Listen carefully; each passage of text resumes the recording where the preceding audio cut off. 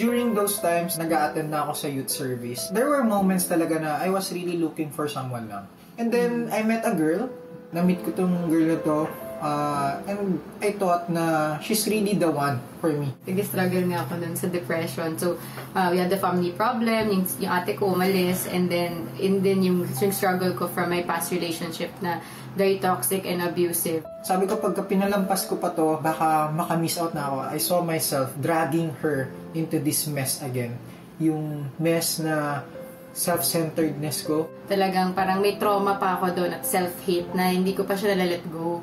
Parehong lumaki sa Kristiyanong pamilya sina Albert at Charlene. Nagkatagpo ang dalawa sa funeral service ng isang miyembro ng simbahan, kung saan kapwa sila miyembro. Isa si Albert actually sa yung unang mga taong nasabihan ko nung nangyari sa akin before. Yung sinabi niya sa akin something like, lalo akong gumanda dahil sa pinagdaanan ko. Isa siya actually sa mga tao na ginamit ni Lord para ma-realize sa akin yung worth ko na hindi siya dependent on my past mistake. God really used siya to talk to me. Hey, you really need to let go of this wrong relationship and focus your relationship to me.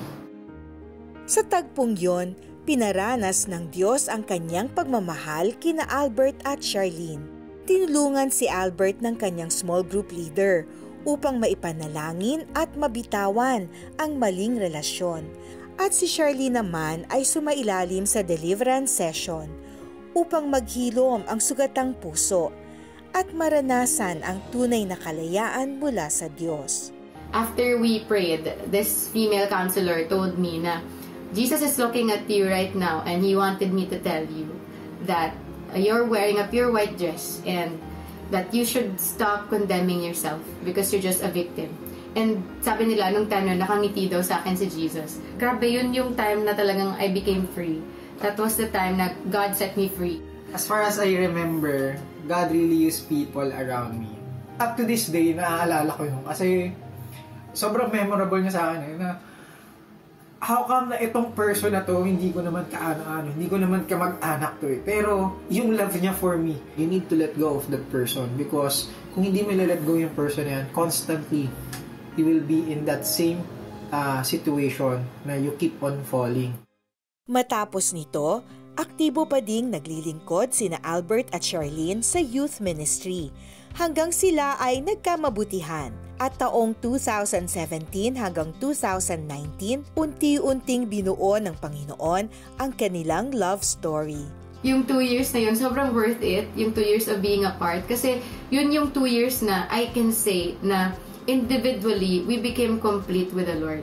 Lagi ko sinasabi sa kanya na yung goal ng relationship na to is not just for us to grow in love with God, but for us to share that love to other people as well na na-experience natin kay God. That led to our second chance na binigay ni Lord. Na dati kasi na nagkakilala kami, pareho kami broken. So, parang inalaw talaga ni Lord yung 2-year gap para maging buo muna kami bago niya kami ipagtagpo ulit. Sa isang pagkakataon ay panibagong dagok ang pinagdaanan ng magkasintahan. Nung naging kami, graduating din si Albert. So, parang syempre nag-look forward kami sa future and we were talking about getting married na talaga. Parang kumbaga pinamunahan namin si Lord. And parang hindi man lang namin siya tinanong. Pinahumble din talaga kami ni Lord. So, after graduation, immediately nag-apply ako sa isang insurance company. Good paying job, noble job. After few months, God really rebuked me. Ang kailangan ni God kasi during that time yung whole heart ko to obey Him. I filed for resignation, tapos I applied sa Elevate to become a campus missionary. And after the training, everything, yun naman yung bigla ang lockdown na natin. Sa ganitong sitwasyon nila naranasan ang pangako ng Diyos. Noong February 2, 2021, ay nag-propose na si Albert kay Charlene. Will you live by faith with me for the rest of our lives? Kasi that's how our relationship has been, and even our individual relationship with the Lord, that's how it has really been. Talagang living by faith in God. Hindi ko alam kung paano ko nabili yung singsing, kung saan nanggaling yung kasi magaba ipitan ng sintron talaga palaliman ng bulsa yung nangyari. But true enough, talagang God really provided. Noong December 2, 2021, natuloy na ang pinakahihintay na wedding ng magkasintahan. I couldn't help myself but cry and thank the Lord. Lord, grabe, sobrang gracious mo eh. Lahat ng to hindi ko deserve. Pero dahil ganyan kaka-gracious, sino ako para hindi ka pasalamatan? I can't promise him much, but only one thing. Talagang to really love God with all of my heart, so that I can love Albert the way God wants me to love him. Yun lang talaga eh, kasi doon naman magsistem lahat. Sa napagdaanan ng mag-asawang Sarmiento, ay ito ang kanilang natutunan mula sa Diyos.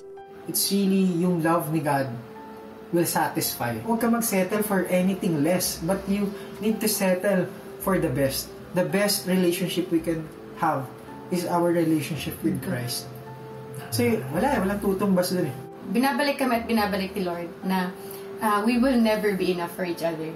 We will never be enough for each other. Kahit na sabihin mo pang He's the love of my life, I'm the love of His life, we will never be enough. So yung buong trust mo, dapat kay God pa rin. Kay God ka pa rin talaga fully mag-depend. Yung buong kumpiyansa mo, dapat kay Lord pa rin.